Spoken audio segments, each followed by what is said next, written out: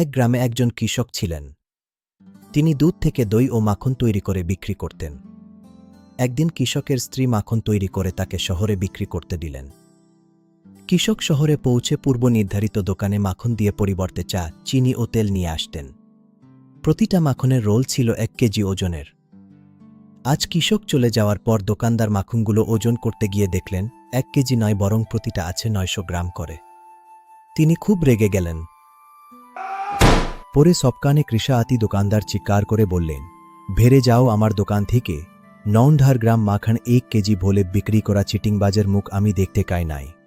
কৃষক কম্পিত স্বরে বললেন, দাদা, আমি গরিব মানুষ, বাটখারা কেনার পয়সা নেই, তাই আপনার থেকে নেওয়া 1 কেজি চিনি একপাশে রেখে অন্য পাশে মাখন মেপে আনতাম। শিক্ষা, আপনি অপরকে যেটা দেবেন সেটা কোনো না কোনোভাবে আপনার কাছে ফিরে আসবেই। তাই সবসময় সৎ থাকুন।